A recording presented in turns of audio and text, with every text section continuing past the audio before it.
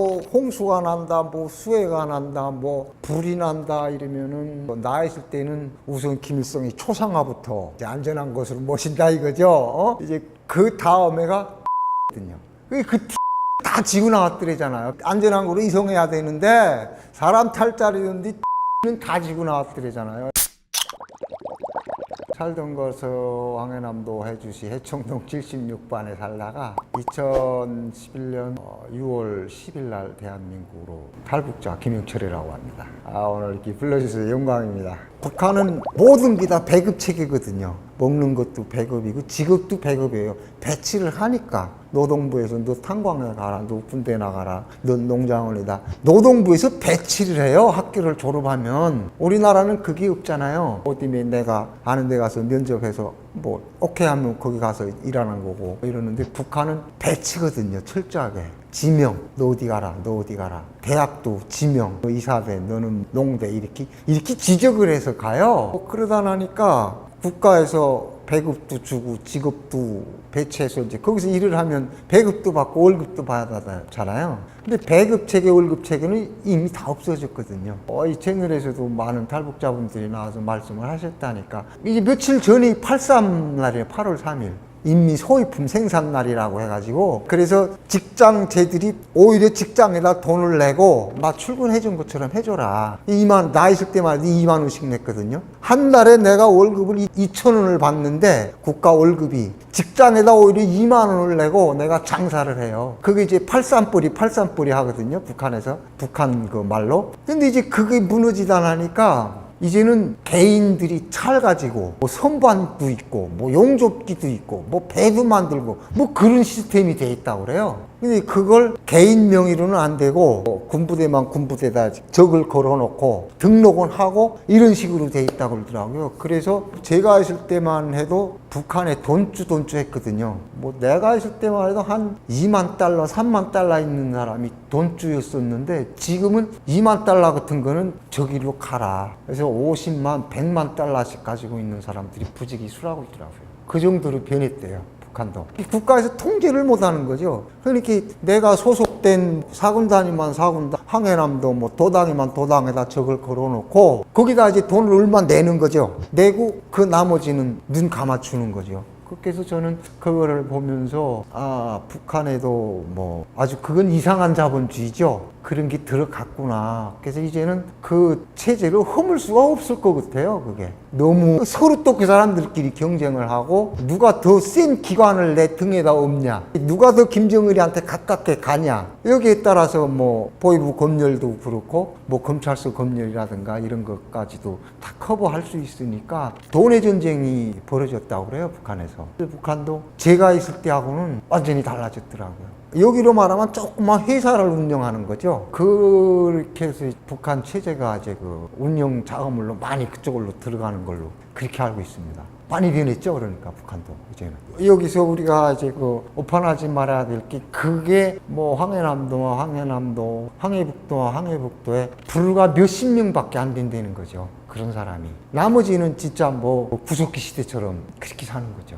황해남도가 인구가 제가 알기로는 해주시 인구가 한 30만으로 알고 있거든요. 황해남도 도소재지 그 해주시 인구가 태영호 전 의원이라든가 뭐 지금 외교관 출신들이 많이 넘어오잖아요. 근데 제가 계속 말씀드리는 게 우리 시각에서 보면 안 된다. 철저하게 우리 시각에서 보면은 안 된다. 그리고 이제 뭐 그 일규 대산지 뭐 공산지 뭐 그분이 온 게 뭐 김정일이 뭐 최측근이다. 이게 최측근이 아니고요. 절대 최측근이 될 수 없죠. 그거는 중앙당 소속이 아니잖아요. 일단 외교부 소속이지 중앙당 소속이 아니거든요. 그건 뭐 최측근으로 볼 수가 없는 거고 그런 분들이 많이 넘어온다는 거는 뭐 우리 대한민국으로서는 참 바람직한 일이죠. 북한에서는 중앙당 간부보다도 우리 같이 일반 인민들, 아주 취하층에 있는 그 인민들은 외국에 나가는 걸 엄청 잘 사는 걸로 알거든요. 선망의 대상은 중앙당 간부보다 나 외국에 나가 무슨 대사로 나간다든가 무슨 통역원으로 나간다든가 이런 거를 이제 선호하는데 이런 사람들이 넘어온다는 거는 그 사람들한테 엄청 많이 뭘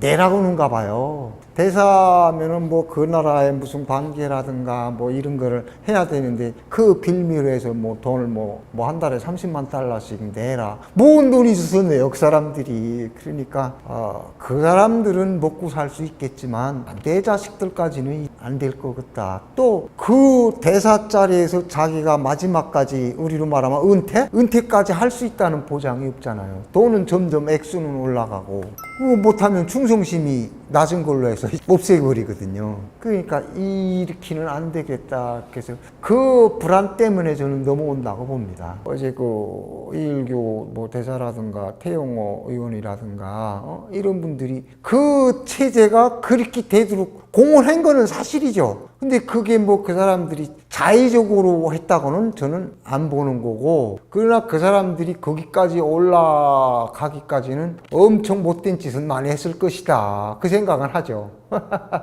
압록강 그쪽에 수해난 거는 제가 황해도 살고 있으니까 그거는 잘 모르겠고요. 황해도도 물난리가 많이 나죠. 주로 이거 평야지대이기 때문에 연백벌 전체가 바다가 돼요. 그러니까 그 북한 주민들은 그럴래니 하죠. 그럴래니 해요. 그래서 뭐 요즘 압록강 수해난 거 뭐 가지고 뭐 김정은이 가지고 뭐 거기도 찾아가고 뭐 직승기가 동원되고 뭐 이렇게 해서 뭐 인민의 수령이다 하는 걸 부각시키려고 TV 쪽으로 나오는데, 제가 황해도 살 때는 그 정도 물난리는 난리도 아니었었고요. 그 정도는.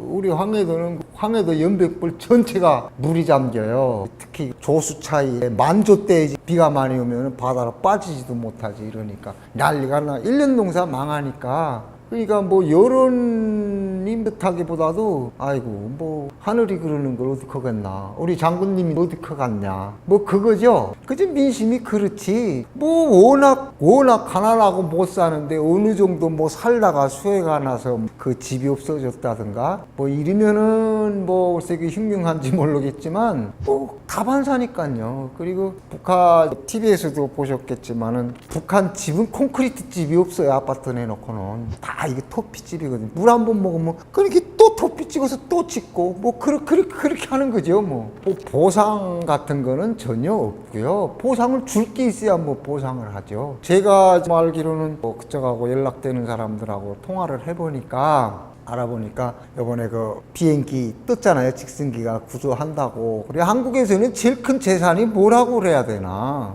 움직일 수 있는 건 차. 북한은 제일 큰 재산이 TV거든요. TV. 그 TV들을 다 지고 나왔더래잖아요. 비행기 이제 다른 데로 안전한 거로 이송해야 되는데 사람 탈 자리였는데 TV는 다 지고 나왔더래잖아요. 그래서 이제 거기서 TV 못 가지고 탄다. 이래서 뭐 난리가 났었다고 그러더라고요. 그래요, 북한 실정이. 뭐가 뭐 홍수가 난다, 뭐 수해가 난다, 뭐 불이 난다 이러면은 나 있을 때는 우선 김일성이 초상화부터 이제 안전한 곳으로 모신다 이거죠. 이제 그 다음에가 TV거든요.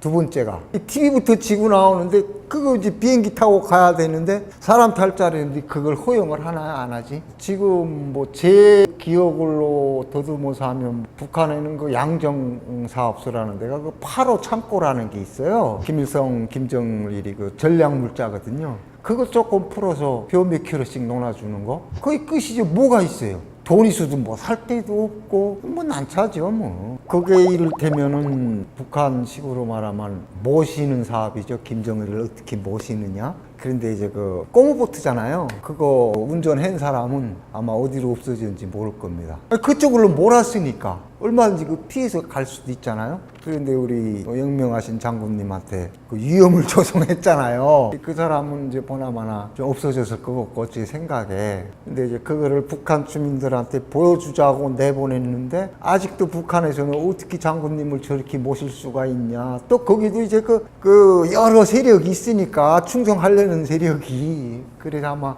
제 생각에는 그런 쪽에 관계된 사람들은 몇 명 좀 없어졌을 거다. 서늘한 곳으로 갔을 것이다. 이런 생각을 해봤죠. 놀랐죠. 티 보면서. 한국의 지원 물자를 김정은이 거절했다라는 보도가 제가 살 때만 해도 피해가 나면 남쪽에서 많이 왔어요. 지원 물자들이. 북한에서는 모포라고 그러죠. 여기서는 담요 이러는데 뭐 그런 것도 좀 주고 뭐 라면 같은 것도 좀 주고 밥그릇 뭐 약도 뭐 몇 가지 주고 이랬어요. 이랬었는데 지금 우리 정부에서 이제 그런 제안을 하니까 바꿔픈 생각은 굴뚝 꺾겠죠. 근데 자기네가 말한 게 있잖아요. 대한민국은 이제는 더는 우리 민족이 아니다. 통일할 대상이 아니다. 우리가 꼭 타도하고 점령해야 될 그런 국가다. 이렇게 김정은이 제가 말을 했는데 그 적대 국가에서 그걸 받는다? 뭐 온 나라 사람이 다 죽어도 김정은 입장에서는 허용할 수가 없는 거죠. 받고 싶어도 못 받는 거죠. 북한 뭐 통계상으로는 한 2,500만이 된다고 그러는데 그 사람 다 죽어도 그 자존심하고 안 바꾸죠. 제가 있을 때만 해도 우리 청년들 뭐 그다음에 학생들 이런 거 보고 총폭탄이라고 했잖아요.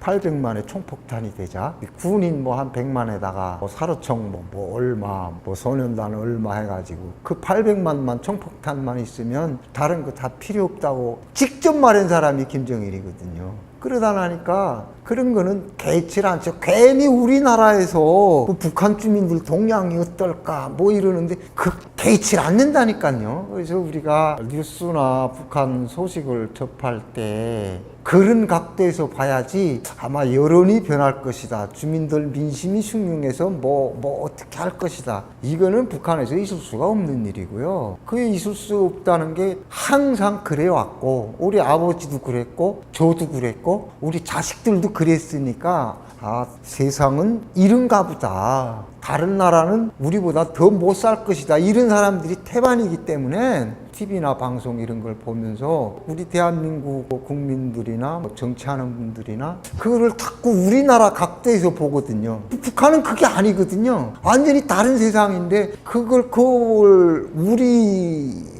그 각도에서 조금이라도 들여다 보려고 그러니까 이런 대북 정책이나 이거 통일 정책을 하는데 많이 오판이 있지 않나 이런 생각을 해봅니다.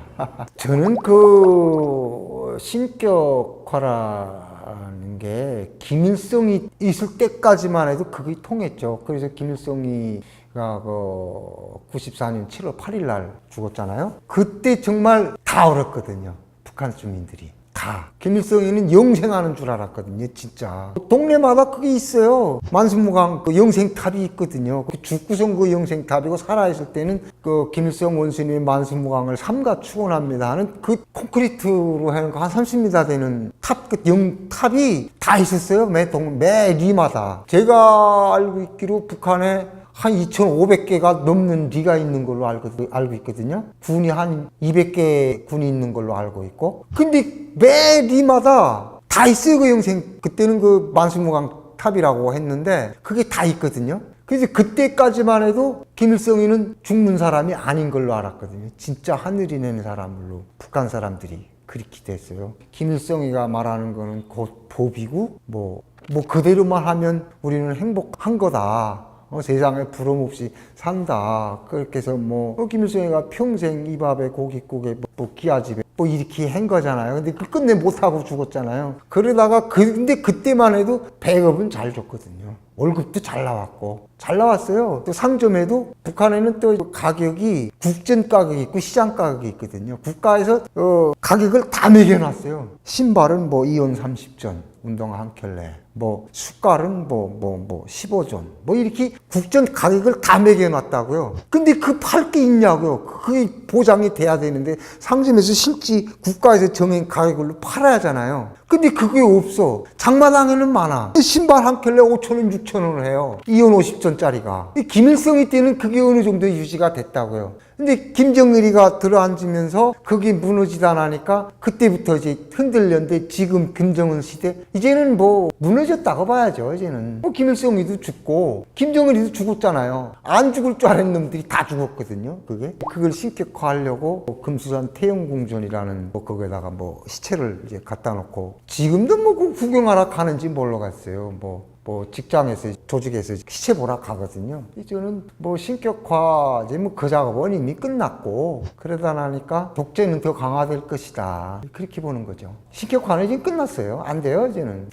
자꾸 우리나라 관점에서 보니까 북한이 점점 요원하게 보이는 거고 심야하게 보이는 거고 그렇게 보이는 거예요. 근데 우리가 사람은 뭐 북에서 사나 한국에서 사나 다 똑같거든요. 보는 거는. 근데 우리나라처럼 이렇게 모든 게 다 개방적이고 누가 법 테두리 안에서는 자기 맘대로 하라고 그러잖아요. 근데 북한은 그걸 억제하다 나니까 북한 사람들이 그런 면에서 좀 한국 사람들하고 생각하는 이런 격차가 나는 거지. 보고 받아들이고 먹고 자고 뭐 화장실 가는 건 똑같잖아요. 그런 말씀을 드리는 거죠. 저는. 장마당 세대가 그 어떤 세력이나 어떤 뭐 블록으로 조직이 돼가지고 무슨 북한 김정은 정부에 무슨 반항을 한다든가 무슨 우리처럼 시위를 한다 이런 일은 없을 겁니다. 단지 북한에서 이제 골 때리는 게 얘들은 돈밖에 모른다는 거죠. 우리 때만 해도 그래도 뭐 김일성이가 생존해 있어야 우리나라를 찾아주고 우리 아버지 엄마도 어머니라고 부르는 당의 당수잖아요. 이렇게 생각을 했는데 당신네가 해준 게 뭐 있는데 우리 엄마가 장마당에 나가서 그 추운 데서 달달 떨면서 찰떡 한 개 팔고 꽈배기 한 개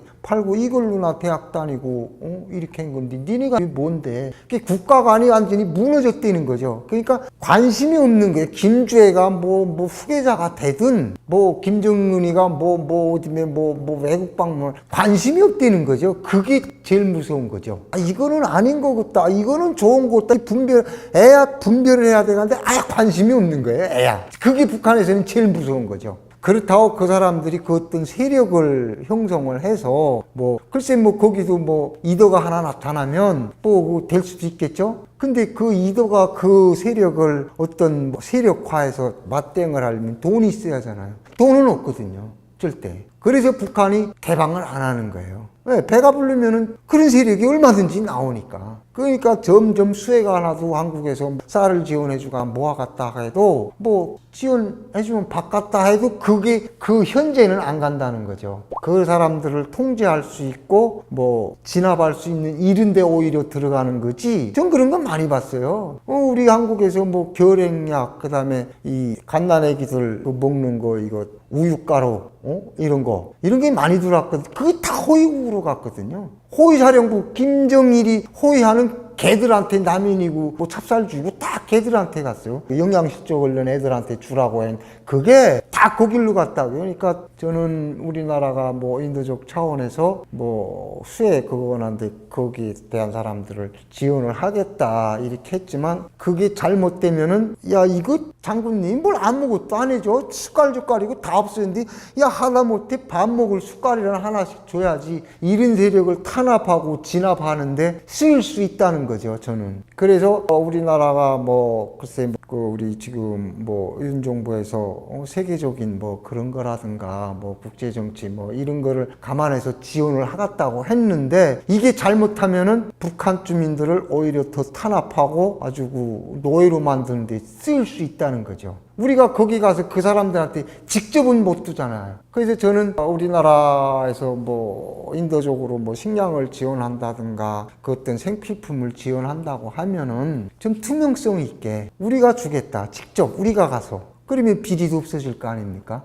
근데 그거를 우리가 줬으니까 전달이 됐대 하고 방치한다면 오히려 북한의 최하층 그 사람들을 더 노예화 만드는 대로 쓰일 수 있다는 거죠. 김정은 정권을 더 공고히 하고 연장하는데 그게 사용될 수가 있다는 거죠. 아주 위험한 거죠. 제가 보건대는. 이제 그런 것도 통일부 쪽에서는 좀 감안을 해야 된다. 제 좁은 머리로는 그렇습니다. 저는 김정은이가 140km 나간다, 무슨 비대증이 걸렸다, 이러는데, 그거는 우리 정부 입장인 것 같아요. 제가 보건대는. 김정은이 그렇게 쉽게 안 죽거든요. 북한의 그 모든 걸 다 가진 사람인데, 그 사람은 할 수만 있다면, 지금 한 살 난 애기 피로다가 자기 온몸 피 다 뽑고 다 바꿀 수 있는 그런 권력을 가진 사람이에요. 우리 국정원에서 우리나라 정치 쪽에 영향을 주려고 그러는지 아니면 우리 국민들한테 그 어떤 뭐를 전달하려고 뭐 이상설이 있다. 아니 병 없는 사람이 어디가 있습니까 우리나라에. 아 윤석열 대통령은 뭐 병이 없나요? 이재명 뭐 대표는 병이 없어요? 다 있거든요. 그 약 타먹는 거 막 나오잖아요. 근데 그걸 너무 이만하게 과장을 해가지고 당장이라도 뭐 북한이 뭐 어떻게 될 것처럼 하는데, 아까도 말씀드렸지만은 북한 정책에서 첫째가 김정은이 만수무강이 첫째거든요. 그래서 국가기관에 만수무강 연구소라는 것도 따로가 있고요. 그렇게 있어요. 있는데 그 이상설이 있다고 그 사람이 하루 뭐 몇 달 있다가 없어진다? 저는 그거는 있을 수 없는 일이라고 보고, 북한도 그런 데서는 철저하고, 김정은 자체가 자기 목숨에 대해서 애착을 안 가지는 인간이 어디가 있습니까? 말로는 내가 진짜 우리 북한인민들을 잘 먹고 살게 하기 위해서 뭐 미국하고도 싸우고 남조선하고도 뭐 풍찬 노숙을 하지만은 그건 다 거짓말이고, 김정은이라고 자기 생에 대한 애착이 없겠나요? 그러니까 방송이나 뭐 이런 데서 뭐 국정원이나 140km가 됐으니까 당장이라도 김정은이가 어떻게 잘못될 것처럼 이렇게 말하는 거는, 이거는 상당한 오판이라고 보고요. 첫째 정책이 만수무강이라니까요, 걔네. 그러니까 그런 쪽도 우리가 좀 잘 접근을 해야 된다. 희망사항이죠, 이를테면. 우리로서는 행복 고문이가 아이 당장 죽었으면 통일될 것 같은데 절대 그런 일은 저는 안 일어난다고 봅니다. 오히려 뭐 김정은이 뭐를 뭐 어떻게 뭐 암살을 한다든가 이렇게 하고 넘어오면은 뭐 너한테 뭐 100억을 주겠다 우리나라에서 뭐 현상금을 건다든가, 핵무기 뭐 그걸 가져오면 뭐 50억을 준다든가, 오히려 이런 게 북한한테 더 먹히는 거지. 병 걸렸으니까 이제 지금 뭐 어떻게 잘못될 것 같아, 이런 건 우리가 남북 갈라져서 계속 그거를 반복해 왔잖아요. 박정희 대통령 때, 이승만 대통령 때, 뭐 전두환, 뭐 문재인, 뭐 노무현, 김대중 쫙 그렇게. 제가 김대중 대통령 그 2000년도 북한에 그 방문했을 때 제가 거기 있던 사람입니다. 2000년도에. 그때 북한에서 뭐라고 한 줄 알아요? 아마 여기서는 당장 통일되는 줄 알았겠죠. 아, 이 남북 간에 뭐 어떻게 돼갔구나. 문재인 대통령 때도 판문점 그 회담할 때 그 얼마나 당장 뭐 우리나라에 뭐 평화가 정말 뭐 한강물 흐르듯 뭐 그렇게 될 걸로 알았잖아요. 그건 내가 겪었으니까. 근데 김대중 대통령이 있을 때 북한에 있었거든요. 그때 어떤 강령을 했냐면은 대한민국의 괴뢰 수장이 우리 장군님한테 신기 들고 찾아온다고 그렇게 강연을 했어요, 인민들한테. 그러니까 우리가 남북 관계를 접근할 때 희망 고문을 주면 안 된다. 진짜 냉철하게 보고 객관적으로 보고 김정은이 입장에서도 서보고 우리 대한민국이 어떻게 해야 이걸 슬기롭게 극복하고 이걸 연구를 하고 뭐 그 정책을 해야지 당장 뭐 어떻게 될 것 같이 이러는 거는 저는 우리 분단만 더 이제 길게 가져오는 그를 내 좁은 머리로는 그래요.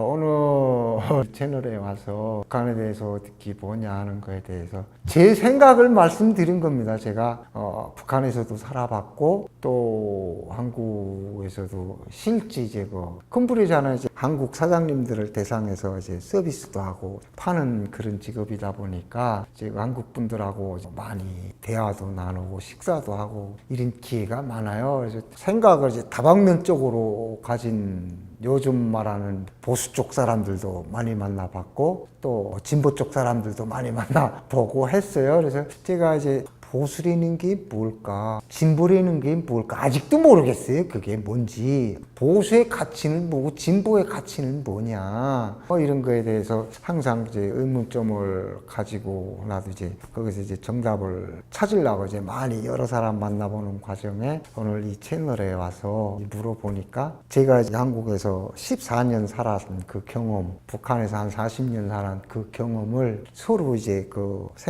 내 생각을 말씀드린 거니까 혹시 이 영상을 보시고 이거는 이해가 안 된다 이러면은 뭐 댓글로 남겨주시면은 저 또 그 댓글 읽으면서 또 공부하는 그런 시간을 가져보도록 하겠습니다.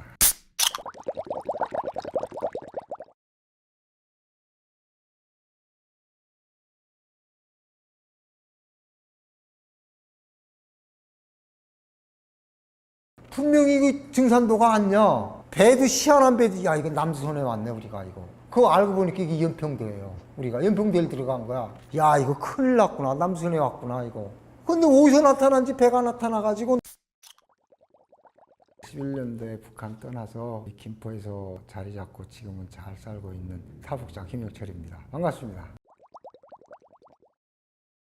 북한도 태어나면 타가서 유치원, 인민학교, 중학교, 고등학교 다니는 거죠. 지금도 아마 그 체제는 안 변했겠죠. 뭐 이거는 다 똑같겠는데 저가 다닐 때보다는 많이 열악해졌겠죠. 제가 70년생이니까 78년도에 제가 학교를 갔어요. 인민학교, 여기로 말하면 초등학교죠. 요즘 뭐 소학교로 바뀌었다고 그래요. 북한도. 나 때는 그 인민학교였거든요. 그때만 해도 교과서를 다 내줬어요. 과목별로. 제 기억에 그때 인민학교에 과목이 한 9과목. 김일성 뭐 어린 시절, 김정일이 어린 시절은 없었어요 그때. 그리고 그 김정숙 어린 시절, 국어. 그때는 산수라고 그랬어요. 수학이라고 안 하고. 산수, 도화공작, 뭐 체육, 공산주의 도덕 그렇게 있었던 것 같아요. 인민학교 때는. 그 교과서를 다 내줬거든요. 100%. 근데 지금은 교과서를 공급을 못 한다고 그래요. 제가 이제 교과서 공급 못 받은 게 중학교 3학년 때부터가 교과서가 없었을 거예요. 그래가지고 먼저 선배들이 쓴 교과서를 내려받는 거예요. 먼저 쓴 교과서를. 내가 쓰던 거를 또 내 후배들이 또 받고 이러다 나니까 교과서의 글자가 안 보여. 너무 달아서 그랬거든요. 근데 지금은 더 하겠죠. 아마 교과서가 없을걸요. 그래서 장마당에 장사 제일 잘 되는 게 새학기 때는 교과서 장사꾼들이거든요. 인쇄소에서 거기서 뽑아다가 시장에 가면 교과서가 다 있어요. 세게. 말 다 했죠. 뭐 교육이 그렇게 망가졌는데 뭐가 돼요. 뭐 농사는 뭐 100년 대 뭐라고 그러고 교육은 뭐 1000년 뭐 만년 대 뭐 지본이라고 그래요. 뭐라고 그래요. 그게 막 무너졌잖아요. 지금. 그때부터 무너지기 시작했거든요. 제가 중학교 졸업하고 사실은 군대를 나가려고 했었어요. 학교 졸업하면서. 북한에는 군대 나가는 게 의무예요. 우리도 의무지만 북한은 10년이거든요. 10년인데 북한은 군대를 못 나가면 사람으로 취급을 안 해요. 사회에서. 장계를 못 가요. 근데 성분이 나빠가지고 군대를 못 나갔거든요. 우리 큰아버지 작은아버지가 다 월남자니까. 그래서 대학도 못 갔고 성분이 나쁘니까 졸업해서 배치받은 게 이제 철도로 배치받아서 철도에서 한 10년 근무하다가 별 장사를 다 해봤죠. 뭐 그때부터 배급 체계가 김일성이 죽고부터 배급 체계가 완전히 무너지고 났으니까 그렇게 가지고 뭐 살갔다고 뭐 초코파이 장사로 개성을로 뭐 동장사 한다고 전기세 잘라라도 다니고 난리도 아니었어요. 뭐 말하자꾸나 막 끝이 없지. 전기선이 없어요. 그 동 중국으로 팔아먹느라고. 그 밀수하는 애들이 다 동 팔아먹고 그거로 다 상품 받는 거거든요.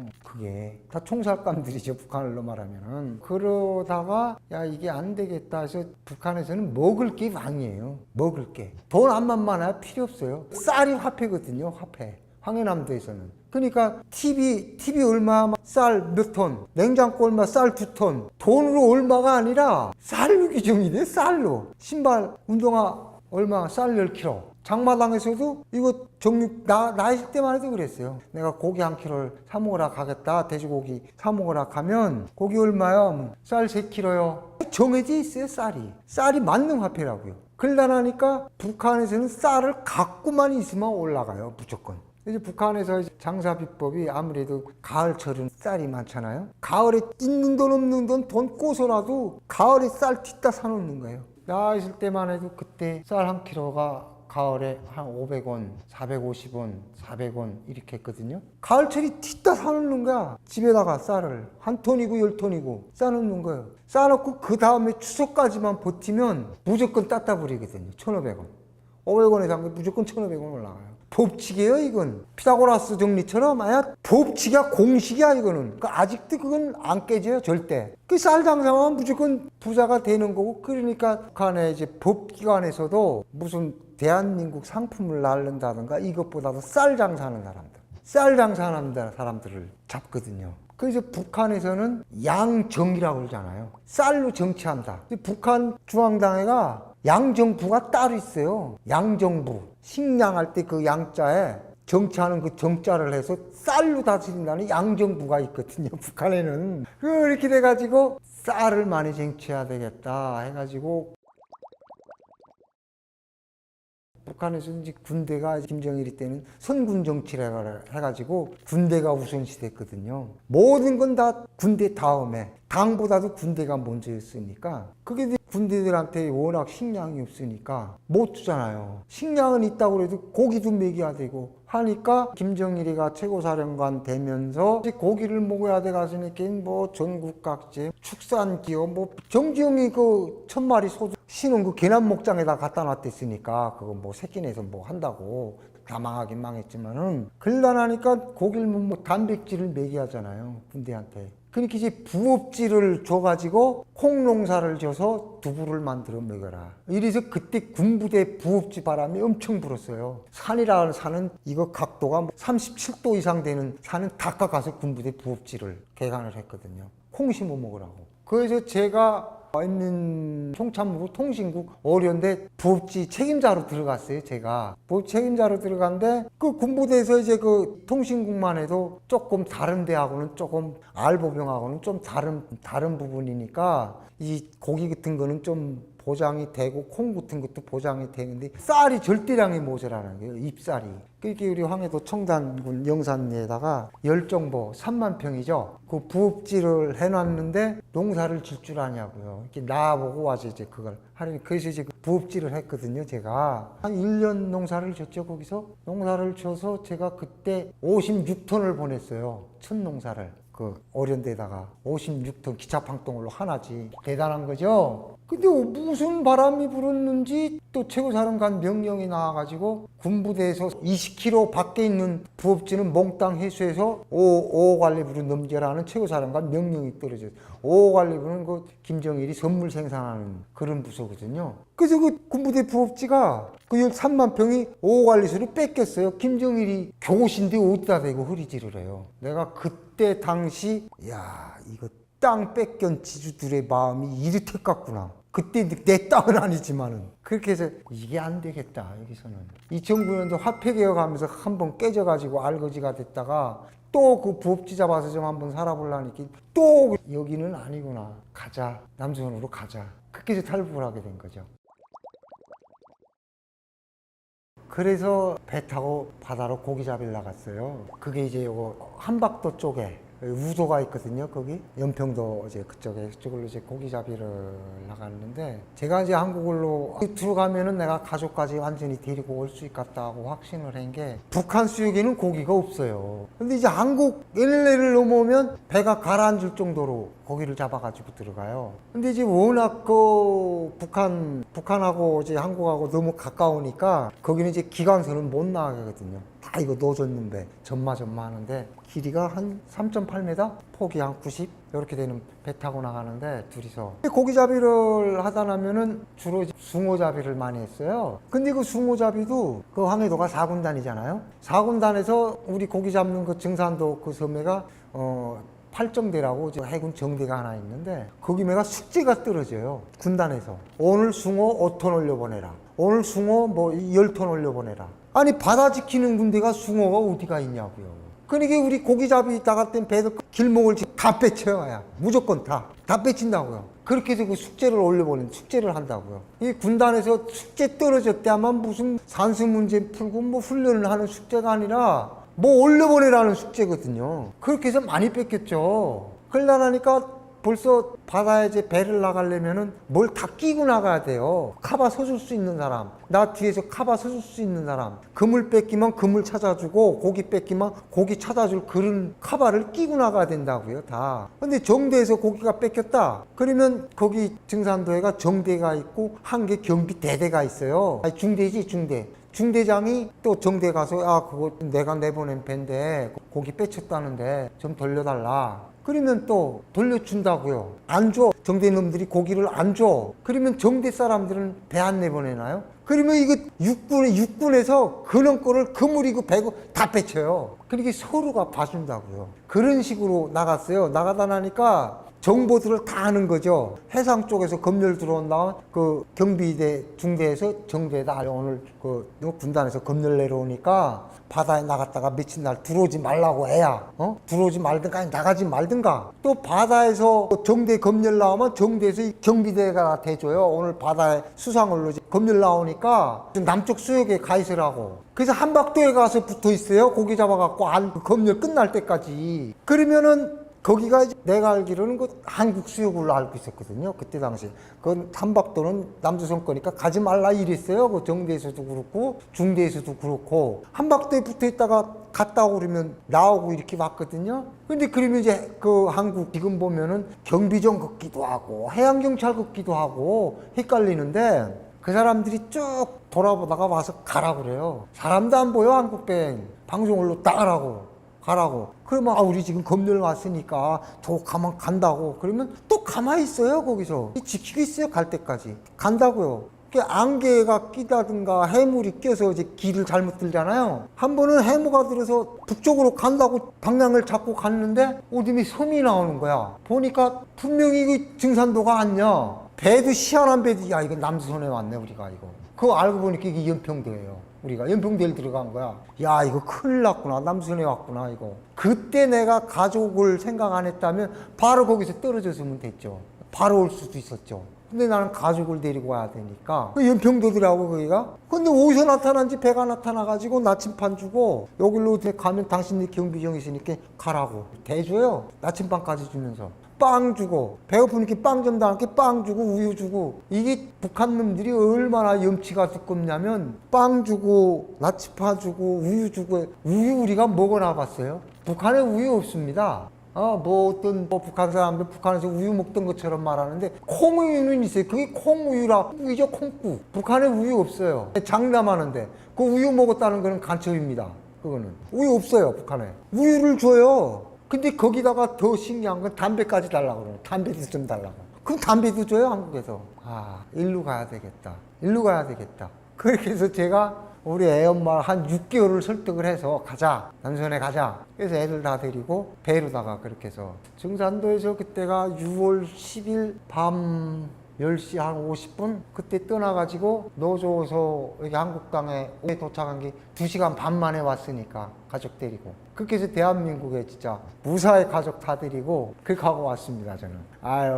지금도 뭐 그때 탈북하던 과정이 지금도 뭐 주마등처럼 다 지나가요. 이 방송에서 뭐 디테일하게 말씀은 못 드리겠지만 그 우도에 와서도 그게 참 라디오 TV를 많이 듣다 나니까 뭐 어때 연선 사단장이 뭐 녹후기순 용사 때문에 정복보소 때 자리내야 돼 이걸 많이 들었거든요. 경계 실패했다고. 그래서 저는 2시 반인지 거기 도착했으니까 우도에 새까맣잖아요 바다가. 거기서 단 놓고 우리는 한국에서 살 거니까 환한 때 들어가자. 날 밝은 다음에. 여기는 한국 땅이니까 절대 못 쫓아오니까 단 놓고 있다가 6월달이니까 4시니까 밝더라고요. 그렇게 해서 우도 쪽에다 바짝 배를 갖다 붙이고 우리 탈북한. 그때는 탈북도 몰랐어요. 탈북 소리도 안 했어요. 기순한다고. 우리 기순한다고. 지금 북한 사람들이 아마 탈북이라는 소리 모를걸요. 기순이라는 소리는 알아도. 우리가 우리 북한 유튜브들에서 많이 헷갈리는 부분이 많아요. 북한 사람들은 탈북이라는 말 안 쓸걸요. 모를 거예요 아마. 저는 남조선으로 갔대 이러지. 북한으로 남한으로 월남에 떼는 소리는 하겠죠. 그냥 탈북에 떼는 소리는 안 할 거예요. 제가 그래서 탈북민의 날에서도 내가 그래서 그 말을 강조했던 거거든요. 월남에 떼는 소리는 들을 수 있을 거예요. 할 수 있을 거예요. 탈북자 가족은 안 쓸 거예요. 거기서 내가 장담하건대. 그래서 우도에 와서 우리는 기순한다 이래가지고 해병대가 우리 마중 나오고 이렇게 해서 우리는 그렇게 해서 한국에 우리 입성을 했죠. 이게 벌써 한 14년 전 일입니다. 제가 6형제입니다. 내가 막내인데 우리 한국이나 우리 북한이나 이제 부모들이 이제 연세가 돼서 저기면은 장남이 모시잖아요. 장남이. 근데 북한은 살기가 힘드니까 맞이 장기 가면 막 내보내고 세관 내고 둘째 장기 보내면 둘째 세관 내고 이렇게 세관 내거든요. 이 습관을 자꾸 들여야 되니까. 그래서 그러다 나니까 제가 막내다 나니까 아빠 엄마하고 제가 같이 살게 됐어요. 그래서 제가 지금 아빠 엄마를 모시다가 나왔는데 그때 저희 아버지가 항상 그랬어요. 너라도 가라. 남조선으로 가라. 우리 아버님 말이 항상 그랬거든요. 그래서 우리 아버지가 뭐 해방 전에 뭐 책을 봤다는지 호종숙이 아버지 그 사람이 뭐 황금의 나라라는 책을 썼대요. 그러면서 자기 딸, 그 조그만 딸 데리고 미국으로 가는 그런 책이 있대요. 아버지가 가라 너라도 황금의 나라는 한국이다. 가라. 항상 그랬거든요. 그때까지만 해도 아빠 엄마 있고 그때 또 제가 지금 결혼을 해서 딸 둘이 있고 있는데 어떻게 내가 와요. 항상 에이 어떻게라도 비해서 살아야지. 저는 여기 한 35,000 되는 탈북민들이 오셨는데 그분들이 오죽하면 왔겠습니까? 오죽하면 자기 가족 버리고 그 쉬운 일 아니거든요. 그래서 그때 당시로는 나 혼자 가겠다. 그래서 그렇게 해서만 1년 먼저 왔을 수도 있죠, 제가. 근데 그거를 엄마가 알고 너 요즘 무슨 생각을 하냐? 그러니까 아버지는 알죠. 그러니까 아버지가 엄마한테도 말하지 마라. 한국 간다는 소리를. 왜요? 엄마도 여자 아니냐? 엄마도 여자야. 너만 자식 아니거든. 너 이로 형 둘이 누이 셋이 있는데 너 하나 때문에 그 오영재가 어떻게 될지 어떻게 장담을 해. 아버지는 그럼 왜 그렇게 말씀을 하시는 겁니까? 너라도 변변하게 살려는 거다. 6개 중에서 하나라도 좀 제바른 데 가서 살아라. 나머진 다 죽어도 괜찮아.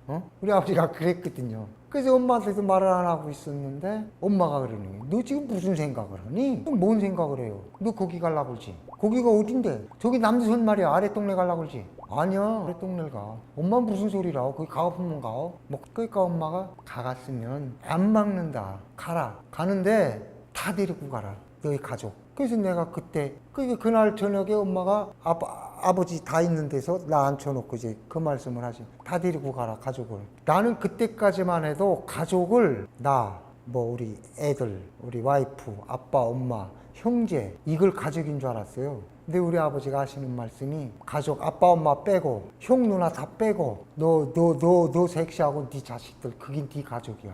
이렇게만 가라. 다른 사람들 다 필요 없어. 이래서 지금 생각을 하면은 항상 그 후회는 뒤늦게 오는 것처럼 꼴은 항상 뒤늦게가 오더라. 야 그때 아버지 엄마도 모시고 올걸. 이럴 줄 알았으면. 그게 지금도 제일 한입니다. 그게. 지금도 저희 아버지도 그 외정 때부터 제가 33년생이니까 우리 엄마가 73년생이고 그러니까 뭐 외정 때도 살아봤고 해방돼서도 살아봤고 항상 하시는 말씀이 야 말린 칼집 구워서 찬밥에다가 찬물 말아서 그거 한 토막 먹어보고 죽었으면 내가 언이 없겠다. 우리 아버지가 항상 그 말씀을 했어요.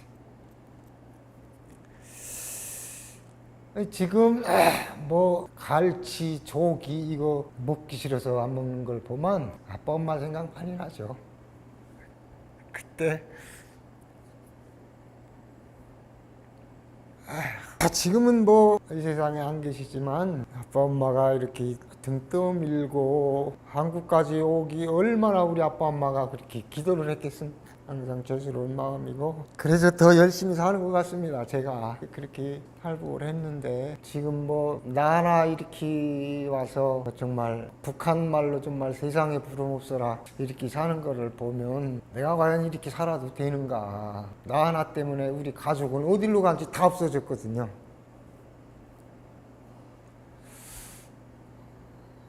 그래서 이제 뭐 제가 대개 우리 그 탈북자분들이 자기가 하고 싶은 소리는 많아도 북한에 가족이 있으니까 거기면 혹시 뭐 어떤 뭐 누가 될까 이렇게 해서 노심초사 이러는 분들이 많아요. 저는 제가 이게 한국에 도착해가지고 제일 먼저 찾아간 게 브로커거든요. 브로커를 찾아가지고 1년이 채 안 걸렸을 거예요. 내가 2011년도 와서 2012년 7월 달에 브로커를 찾아서 저 살던 데를 내보내니까 없대요 우리 가족이. 어디로 갔는지. 그럼 이제 당신네 그렇게 뭐 중국 통해서도 아니고 배 타고 그렇게 소리치고 나왔으니 북에서 놔두겠냐. 3일 만에 우리가 탈북한 거를 알았대요. 북한 보위부에서.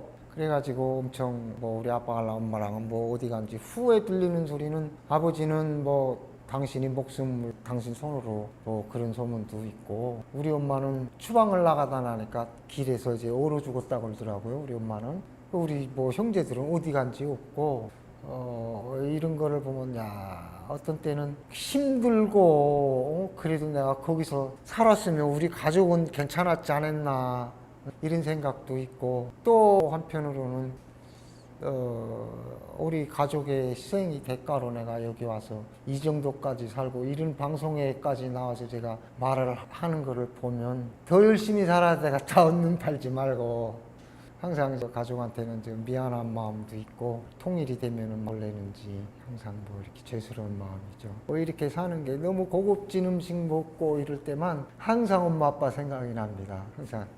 그래서 제가 이제 뭐 우리 딸들한테도 그런 말을 하죠. 나는 너네한테 물려줄 수 있는 최대한의 거를 물려줬으니까 이게 어떻게 보면 할아버지 할머니 덕이다. 항상 아끼고 전략하고 이렇게 살자 그러는 거죠. 제가 갈치를 잘 안 먹습니다. 아빠 생각이 나서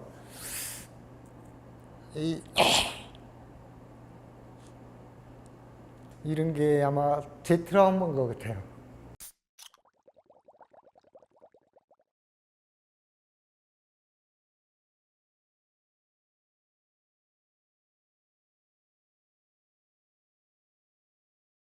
그런 거는 총살이죠. 메이드 인 코리아 붙은 거, 우리 대한민국 상표 붙은 거, 이거는 처벌을 하죠. 그래서 제가 북한에 있을 때도 개성공단에서 옷도 이제 상표 있는 거는 다 잘라요, 가위로.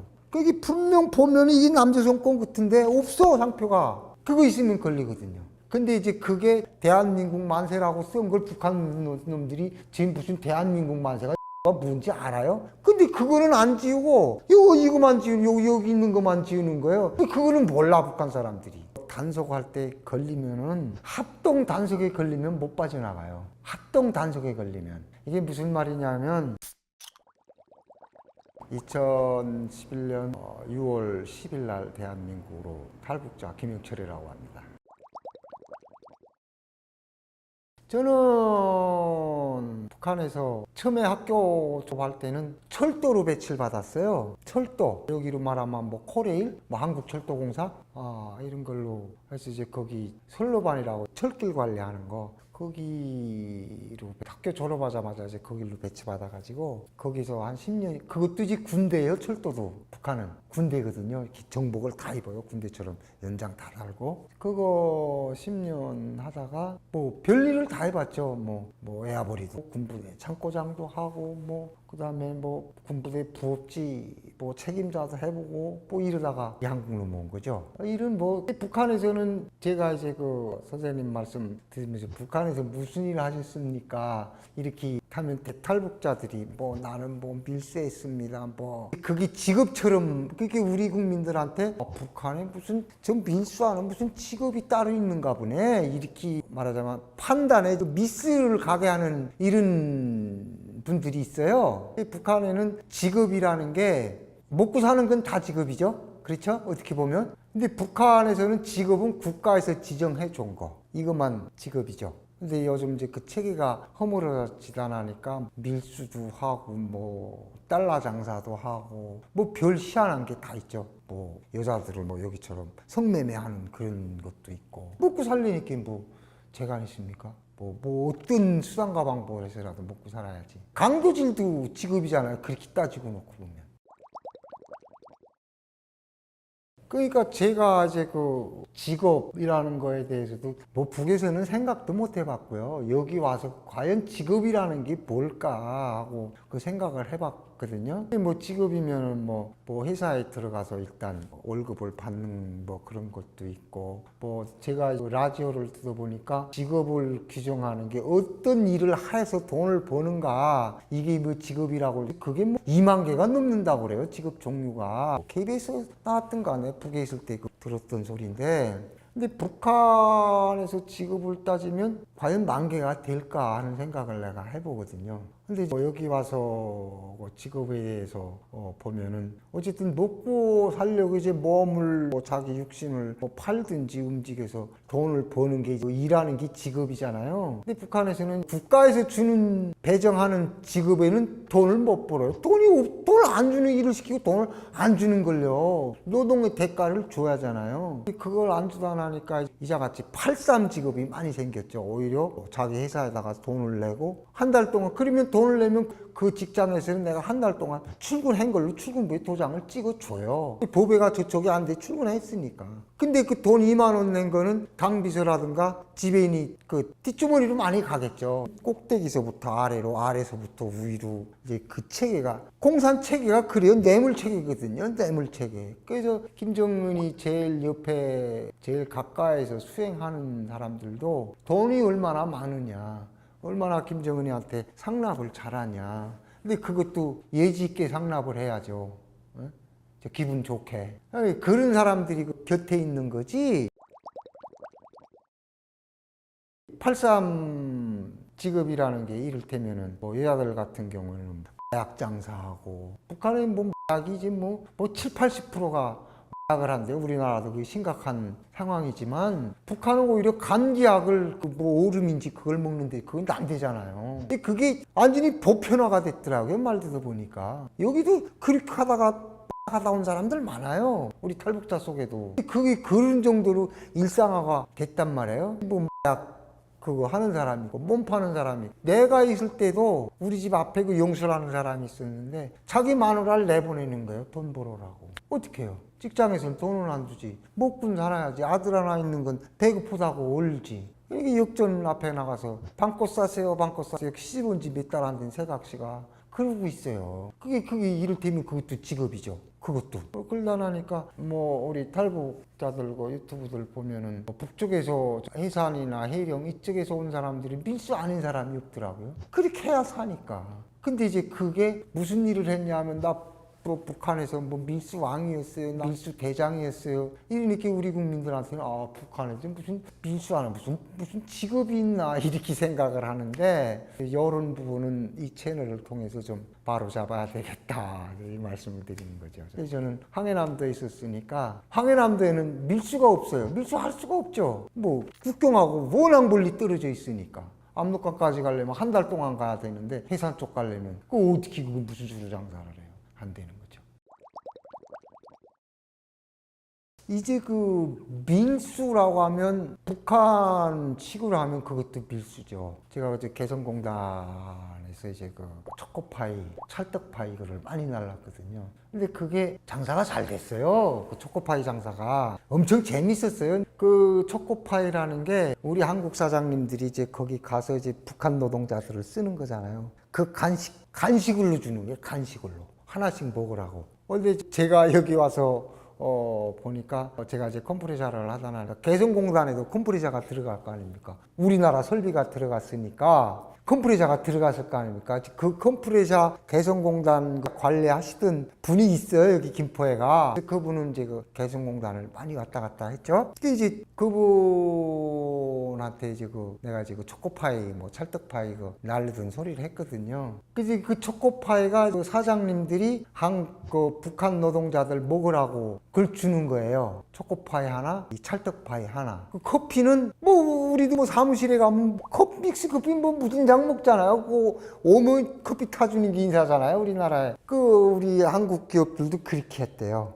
커피 종이컵 이렇게 갖다 놓고 했는데 갖다 놓으면 5분도 안 돼서 그 커피 한 통이 다 없어진대잖아요. 자꾸 가져가는 거야. 컵도 자기 하나 타먹는 것처럼 하면서 10개 빼가지고 집에 가지고 가고. 그전에는 우리 한국 사장님들이 그걸 몰랐으니까 초코파이를 박스째 갖다 놨대요. 배고픈 데는 먹어라. 우리 한국처럼 알고. 하나 먹어야 될 거 10개 가져가고 20개 가져가고 이러니까 그 밑 빠진 독에 물 붓게 아니 그걸 무슨 수로 당해. 대한민국 초코파이 다 갖다 놔도 모자라지. 그래서 생겨난 게 하나씩 줘라. 초코파이를. 노동자 하나씩 간식 때 술 참에 먹으라고. 그래서 한국 남자들한테는 담배 한 각씩을 줬대요. 우리나라 디스 담배를. 우리 사장님들이 담배를 이렇게 보루째 갖다 놓으면 남자는 분명 3명인데 갖다 놓자마자 다 없어진대잖아요. 그 담배가. 그 사장들이 그걸 어떻게 당해요? 못 당하는 거지. 그러다 이렇게 한 각씩 여자들은 초코파이, 찰떡파이 하나씩. 근데 이 사람들은 그걸 가지고 와서 장마당, 그게 쌀 1kg니까 북한에서는. 근데 찰떡파이 요만한 거 질소 빠지고 나면 요만한 건데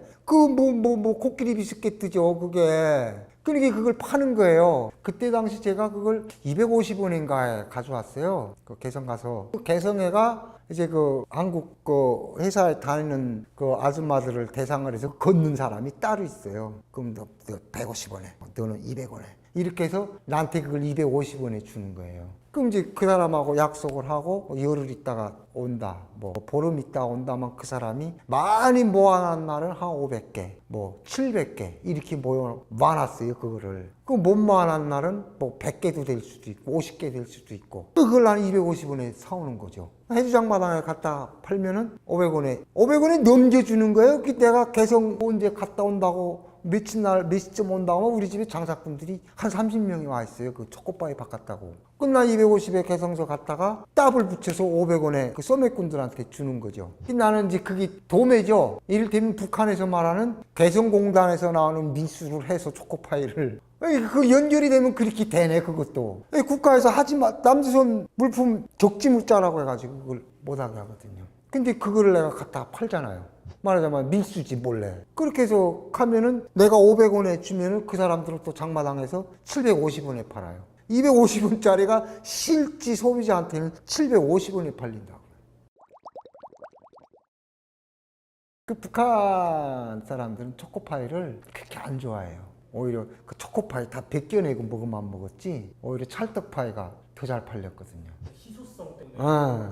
희귀한 거잖아요. 북한에 말도 없는 거. 북한 사람들 몰라요 초코파이가 뭔지. 지금은 뭐 중국 통해서 뭐 짝퉁이 많이 들어온지는 몰라간데 나 때만 해도 초코파이라는 게 희귀했거든요. 그 초코파이 그 질소 포장했을 때 빵빵해요 그게. 그림만 있지 알면은 못 뜯어봤거든요 나도. 근데 이게 대선과 아줌마들이 그걸 단속 안 당하게 그 회사에서부터 몰래 감추고 나오려니까 사타구니 끼고 나왔는지 개드랑이 끼고 나왔는지 모르죠 그거야. 그렇게 이 사람 손에서 옮겨지고 집에 가서 그걸 내놓으면 애들은 좀 먹고 부겠어요 그게. 그렇게 주물락주물락해서 뜯어보면 형체가 없어요. 초코파이가 다 가루야. 야, 자 이거 그래도 이제 그 초코파이라는 게 북한에서는 그 초코파이가 그 초등학생들 등산 가는 날, 여기서는 원족이라고 하나요? 여기 오니까 이제 그 원족 문화가 없어졌더라고요. 여기는 뭐 방학 때만 뭐 수학여행 이런 식으로 대체를 하는데, 북한에는 봄, 가을 운동회가 있고 등산 가는 게 있어요. 옛날 말로 원족이라고 그러는데, 우리 학교에서 가차운산.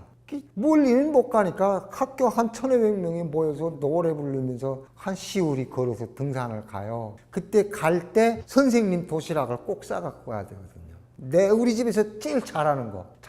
그걸 선생님한테 갖다, 또 선생님이 검열을 해요, 그걸. 학교에 이제 아침에 등산 가려면 교실이 집 앞에서 가야 하잖아요. 선생님 건 내가 바로 교실에서 걷어요, 그걸. 선생님 건 다 바치세요, 이런단 말이에요. 우리 해주 같은 경우는 시골에는 떡이죠, 그냥. 뭐, 송편, 찰떡, 뭐, 조금 잘 살면은 뭐, 계란이 빈 뭐, 덴뿌라, 이 정도? 근데 해주시만 해도 시내니까 뭐 사탕도 선생한테 사다 주고, 여기서는 그 미연이라고 그러나? 맛내기, 북한에서 맛내기예요. 그 맛내기 뭐 한 봉 사다 주고. 초코파이를 우리 딸 거 하나 주면 선생 걸 하나 사줘야 돼요. 선생 거를 2개를. 그러면 그 선생은 그 초코파이를 걷어가지고 그걸 또 장마당에 또 내다 팔아요. 장마당에서 돌고 돌아. 그 초코파이가. 아유, 그래서 파이라고 붙였는지 계속 돌아 그냥. 아유, 옛말 얘기한다.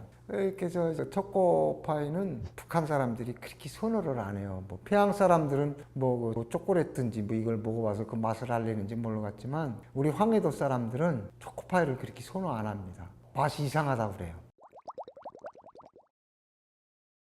북한에서 이제 뭐 뉴스에도 뭐 17살짜리를 총살을 했다, 뭐 대학생 누구를 총살을 했다 이러잖아요. 첫째가 우리나라 뭐 드라마라든가 영화, 노래 이런 걸 부르는 것까지는 괜찮아요. 부르는 것까지는. 근데 그거를 CD로 제작한다든가 해서 돈벌이 하는 거, 이거는 용서를 안 하죠. 아마 북한 사람들 우리나라 영화 안 본 사람 없을걸요? 다 봤을걸요? 근데 그거를 유포시켜서 돈벌이를 한 자. 포고문에도 그렇게 나와 있어요. 보거나 유포한 자. 이렇게. 그것처럼 그런 거는 총살이죠. 근데 우리나라 뭐 옷이라든가 화장품이라든가 이거를 유통한 거는 어떤 때 처벌을 하냐면 메이드 인 코리아 붙은 거, 우리 대한민국 상표 붙은 거, 이거는 처벌을 하죠. 그래서 제가 북한에 있을 때도 개성공단에서 쿠쿠밥솥을 몇 개 날랐거든요. 그게 인기 짱이었어요. 근데 상표는 지워야죠. 철저하게. 옷도 이제 상표 있는 거는 다 잘라요, 가위로. 그게 분명 보면 이게 남자 손권 같은데 없어, 상표가. 그거 있으면 걸리거든요. 그러니까 무슨 중고로다가 뭐 저쪽 해상을 통해서 뭐 우리나라 이거 중고 옷이 많이 들어와요. 우리 한국 옷이. 근데 이제 그게 그 세관에서도 잘라라 다. 대한민국 상표를 잘라라 이거죠. 근데 뭐 영어로다가 무슨 뭐 대한민국 만세라고 쓴 걸 북한 놈들이 지금 무슨 대한민국 만세가 영어가 뭔지 알아요? 근데 그거는 안 지우고 이거만 지우는 여기 있는 것만 지우는 거예요. 근데 영어 아는 사람들은 그걸 알거든요. 저거 뭐 대한민국 뭐라고 쓴 거라고. 그거는 몰라 북한 사람들이. 이 아주 아이러니하죠. 그것처럼 뭐 우리나라 영화나 노래는 우리나라 말로 하는 거잖아요. 이거는 안 되는 거죠, 이거는. 근데 뭐 화장품이나 이런 거는 상표를 다 지우죠. 다. 알아요, 북한 사람들도. 야, 이거 아랫동네 거가 돼서 상표는 지웠어. 근데 이게 진짜 본산이야, 오리지널이야. 이러면서 팔거든요. 알아요, 북한 사람들도. 다 알아요. 그러니까 무슨, 대신에 이제 상표는 철저하게 지워야죠. 나 때도 그랬어요, 나 때도. 상표는. 그렇게 해서 내가 개성공단에서 뭐 그것도 날라보고 이제 뭐 신발 작업화, 여기로 말하면 작업하죠. 그것도 내가 날라봤거든요. 근데 북한은 신발이 문수로 나가요. 뭐 33문, 37문, 뭐 42 밝은 사람 40문짜리가 뭐 별로 없어요. 내가 그때 당시 북한 신발 호수를 37문을 신었는데 그게 225예요. 이거 우리가 여기 와서 그 사이즈 볼 때 뭐 X 라지 뭐 이러잖아요. 이거 많이 헷갈리는 거야, 우리가. 신발, 특히 신발은 북한에서 문수로 하거든요. 너 몇 문 신어? 나 33문 신어. 35문 신어. 나 38문 신어. 벌써 38이 넘어가면은 265, 70 정도 되는 신발이거든요. 이 새끼 소도둑 놈이네. 발이 이렇게 크네. 이랬던 기억이 나는데 거기도 이제 뭐 265 그 칼로 긁어내 분수를. 뭐 이제 볼펜, 북한에서 원주필 하는데 볼펜으로다가 신발 제끼고 뒤에다가 쓰죠. 37문하고 이렇게. 단속할 때 걸리면은 합동 단속에 걸리면 못 빠져나가요. 합동 단속에 걸리면 이게 무슨 말이냐면 이제 한국 TV를 보면은 거기 중독이 돼가지고 그거 안 보고는 못 견디거든요. 총살하는 거 보면서도 봐야 돼요, 그 영화는. 그렇게 그 중독이 약 중독은 난 을 안 먹어봐서 약 중독이 어디인지 몰라갔는데 나는 북에 있을 때 뭐 겨울연가 뭐 먹탕집 남자들 다 그때 거기서 본 거거든요. 살다 보면 보고 또 보고 뭐 무인시대 태조왕건 다 거기서 본 거거든요. 오늘은 뭐 하는데 어떻게 그거 안 보면 안 돼요. 창문 다 가리고 일부러 먹을 것도 없어도 개 사나운 거 밖에다 다 갖다 매놓고 이렇게 하고 본단 말이에요, TV를. 보는데 어쩌다가 이제 그 단속이 들어와요. 그게 9.19 상무던가, 지금 올해서 그 이름도 잊어먹었네. 그 전파 상무라고 해가지고 다녀요, 걔들이. 밤에 때 없이 막 치고 들어오거든요, 뜨볼 때. 지금은 USB니까 그걸 피하는 방법 쭉 뽑으면 되니까. 근데 옛날에는 그 CD판이다 나니까 그거 갑자기 정전을 해놓고선 들어오면 그 CD판을 못 뽑거든요. 꼭 걸리거든요, 그게. 이랬댔는데 그렇게 합동단속 3명 이상 들어오면은 못 빠져나가요, 그거는. 3명이 다 봤으니까. 근데 1명이 들어오잖아요. 그럼 그 얼마든지 빠져요. 다시는 안 보겠습니다. 돈을 준다든가, 콱 진짜 입이 뿌찐뿌찐할 정도로 처먹이거든요. 그 사람이 나 단속해가지고 나 상부에다 고자질해야 뭐이 나와요? 담배 한 가게 나옵니까? 뭐 나와요? 오히려 받아먹고 다시는 그러지 말라고. 이런 사람들이 내가 또 딴 사람한테 걸리잖아요. 그럴까봐 대줘요. 미친 날 당신네 구역에 검열 나가니까 조심하라, 몇 시간에. 이 사람 자기 받아먹은 거 빵꾸가 나면 나 그때도 그 사람한테 이만큼 나면 그 사람 떨어지는 거잖아요. 오히려 컵을 써준다고요, 그 사람들이. 이것처럼 지금 우리나라 이제 국민들이 북한에 5호 담당대가 있어서 네가 날 감시하고 내가 널 감시하고 이쪽에서 보고 저쪽에서 보고 이런 이 체계는 완전히 무너졌고요. 이제는 무너졌어요, 그 체계는. 아니 뭐 보수가 있어야 그걸 하죠. 피곤하게 내가 그걸 왜 따라다녀. 기름 한 방울 못 먹어서 눈에서 삐그덕 소리가 나는데 그걸 내가 눈을 왜 돌리고 있냐고요. 이제 그 체계는 없어졌다고 보시면 되고, 그러나 이제 합동 검열이 들어오잖아요. 3명이 봤어. 그러면 3명을 다 같이 먹여야 되는데 그 속에서 먹고도 고자질하는 놈들이 있거든요. 그때는 용서를 안 해요. 합동 검열에 걸리면 빠져나갈 방법이 없죠. 그렇게 되어 있습니다. 근데 혼자 걸리는 거는 다 빠져나가요. 걸리는 대로 다 죽였으면 북한에 인구 없지 말랐지. 알아요. 북한 중앙당에서도 알아요. 김정은이한테까지는 보고를 안 할 뿐이지 도안전국장이나 도보위부장이나 실태를 다 알거든요. 그러나 요거는 너무 심했다. 요거 김정은이한테 다른 통로로 돼서 보고가 되면 내 모가지가 달아나겠다. 그 사람들은 그런 감별은 잘하니까 그런 거는 죽이지만 웬만한 거는 못 본 척하고 못 듣은 척하고 오죽하면 보겠냐. 오죽하면.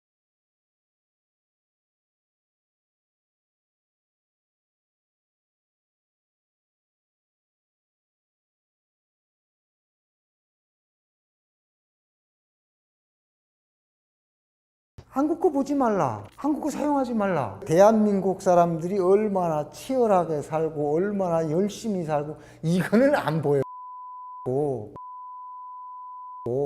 이런 것만 보여. 저 사람들이 뭐이 속상한지 어떤 슬픔이 있는지 대한민국 저 정치가 어떻게 잘못된지 이거는 하나도 안 보여요. 그러니까 그런 것만 보이는 거예요. 다른 건 안 보여. 그래서 나는 또 봐야지. 그렇게 총살 되면서도 보는 게 그거예요. 2011년 6월 10일 날 대한민국으로 탈북자 김영철이라고 합니다. 제가 이제 한국에 와서 이제 제일 좋았던 게 제가 컴프레사를 얼마나 알겠습니까? 여기서 이제 체계적으로 다 대학 나오고 공기압이라든가 이걸 다 이런 쪽으로 이렇게 설계하시는 분들도 있더라고요. 컴프레사를 자기가 직접. 근데 제가 북한에서 보지도 못하던 컴프레사를 여기 와서 알바로 배워가지고 컴프레사라고 하고 있는데, 그래도 국가에서 내가 장사를 잘하든 못하든 손해나든 이나든 그거는 내가 책임지겠으니까 내가 컴프레서 사업을 한번 해보겠습니다 하고 사업자 신청을 하면 떼주잖아요. 그래 너 장사를 해봐라. 대신에 책임은 너가 져라. 나는 이게 좋더라고요. 이게 책임은 철저하게 내가 져야죠. 망하면 내가 져야죠. 근데 요즘 우리 탈북자들이 하다 나면 차별당해서 망했대 이러는 분들도 있어요. 근데 저는 한국에서 좋았던 게 내가 했으니까 내가 책임져야지. 망하는 것도 내가 책임지는 거고, 은행 대출도 은행에서 날 뭘 보고. 지금 우리 북한 사람들이 화물 운전하는 사람들이 많아요. 돈 25톤 이렇게 화물 하시는 분들이 많거든요. 그 화물이 개인 사업자예요. 근데 이자가 비싸다니 할부가 좋다니 이런 사람들 보면은 제가 그 말을 하거든요. 현대캐피탈에서 뭘 믿고 1억이 넘는 차를 공짜로 주가 할부로. 그건 너가 책임져야지. 네가 따져보고 또 네가 책임져야. 야, 북한 같으면 1억짜리, 2억짜리, 3억짜리 차를 널 주가? 갚으라고? 이거 2년 동안 갚으세요, 3년 동안 갚으세요 하고 주가? 북한 같으면? 근데 너 왜 의견 물어? 네가 해놓고. 이거는 아니다. 근데 북한은 장사를 하려면은, 그러니까 책임은 우리 한국에서는 네가 져라. 우리는 해줄 수 있는 걸 다 해준다. 차도 할부로 해주고, 사업자도 내주고, 다 해준다. 그러나 그 책임은 너가 져라. 정부가 지는 게 아니다. 근데 이상하게 지금 그렇게 돼가는 면도 있잖아요. 이상하게 있어요, 그런 측면이. 그런 걸 보면서 내가 북한에 있었다면 내가 개성에서 초코파일도 날라보고 원산으로 쌀도 실어 날라보고 했거든요. 근데 북한은 모든 걸 다 끼워야 돼요. 낀다는 게 등에 업어야 된다는 소리죠. 여기로 말하면 서울시청도 끼워야 되고, 경찰도 끼워야 되고, 국정원도 끼워야 되고, 군대도 끼워야 되고, 다. 그러니까 내가 10개를 벌면 내가 2개밖에 못 먹어요. 본전 빼고. 나머지는 당 간부한테 찔러줘야지. 직장 안 나가니까 팔산벌이 내야지. 곳곳마다 10호 초소 얼마나 많아요, 북한에. 10호 보이부 초소거든요, 그게. 그게 담배 초소예요, 이를테면. 내가 증명서가 다 있어도 담배 한 각을 내야 보내준다고요. 근데 하물며 남조선 개성공단 물건을 날른다? 이 담배 한 각이겠어요, 이게? 담배가 한 각으로 안 끝나죠. 보루로 들어가야 되는 거죠. 보루로. 당간부들한테 그렇게 들어가고, 안전원한테 들어가고, 보현한테 들어가고. 그렇게 먹은 놈들은 또 재미가 있잖아요. 내가 장사가 잘 돼야 뭐 먹잖아요, 걔들은. 그러니까 오히려 가발서 줘요. 야, 미친 날 중앙당에서 무슨 금열 나오니까 그때는 가지 마라. 이렇게 대줘요, 걔들이. 북한 체제가 그렇다니까요. 이제 좀 전에 밀수 말씀하셨는데 아마 그 압록강 쪽에서 밀수하시는 분들도 다 똑같을 거예요. 다 등에 업고 하는 게요. 누가 힘 있는 사람을 등에 업냐에 따라서 그 품목이 달라지고 양이 달라지는 거죠. 품목의 질이 달라지고 그 양이 달라지는 거예요. 북한은 장사를 그렇게 합니다. 절대 자기 혼자 못해요. 다 뭘 업어야 하지. 그래서 뇌물왕국이 북한이거든요. 북한 생각해보세요. 북한이 월급도 안 줘. 배급도 안 줘. 저렇게 수해놔도 보상도 하나도 없어. 근데 안 죽고 살아요, 사람들이. 그 산다는 거는 불법을 했으니까 살아있다는 소리겠죠? 다 불법자예요, 저게. 북한 체제가. 살아있는 게 불법이라고요. 그렇게 이해하시면 됩니다. 우리 구독자분들도 북한 사람들이 저렇게 살아있는 게 저게 불법이다. 그게 북한 체제 이해하는데 얼마나 쉬워요. 정치도 불법, 살아있는 것도 불법, 체제도 불법, 다 불법이에요.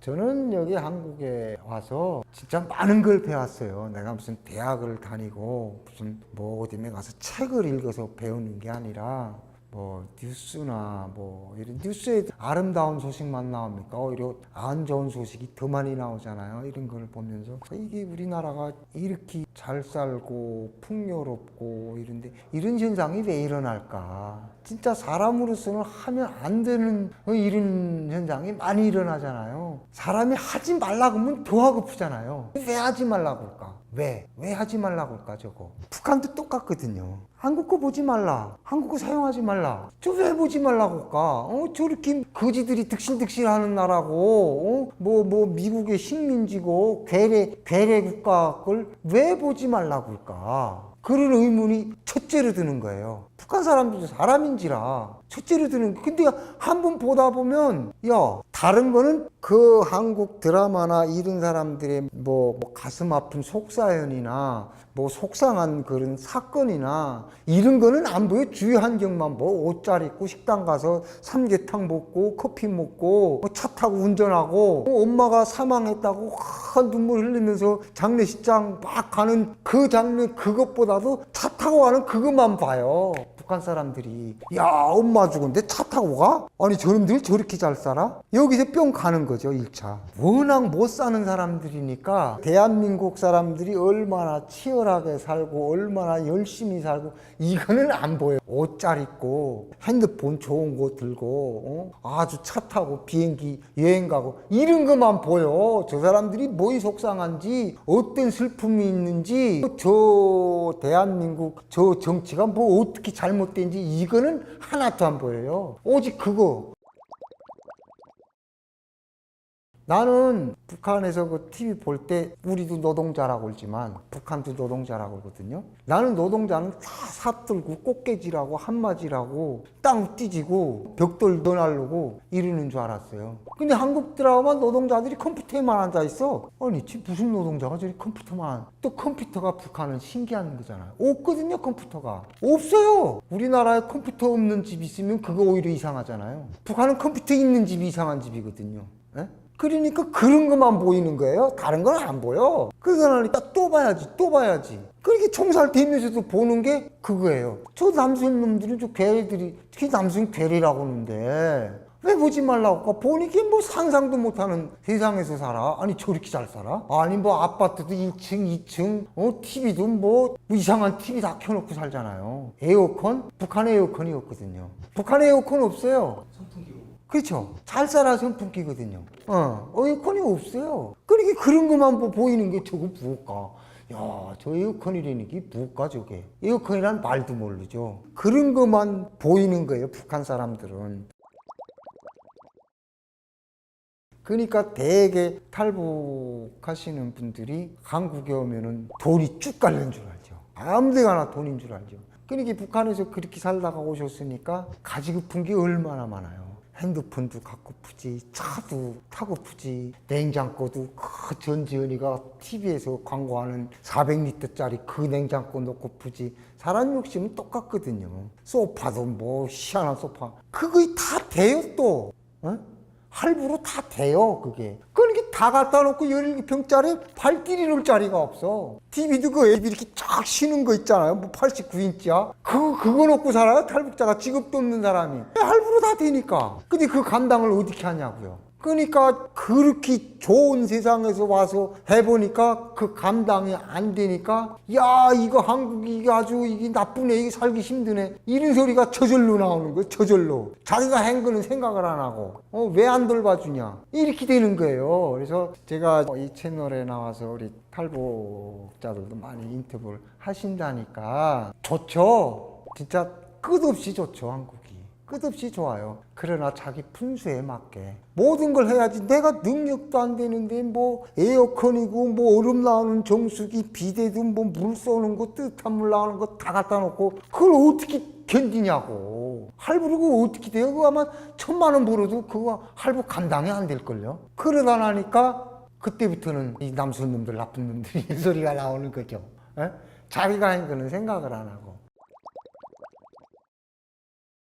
그래서 뭐 김포경찰서에서나 하나센터 이런 데서 전화가 와요 저한테. 뭐 김포에 이번에 탈북자 새로 오셨는데 뭐 직업을 좀 소개를 해달라. 내가 탈북자니까 그러면 한번 보내시라고. 그 언제 만나자 해서 만나요. 만나면은 어쨌든 내가 한 10년 넘었잖아요. 이렇게 일단 고기부터 먹여요. 제가 시큰 먹어라. 일을 하고 푸다고 뭐 일하고 싶다. 일해야지. 일해야 먹고 살지. 여기서도 공짜는 없어. 대한민국이 진짜 공짜는 없어. 여기서 적응을 잘하면 천국인데 여기서 까딱 잘못 적응하면 지옥이야. 지옥도 이런 지옥이 없어.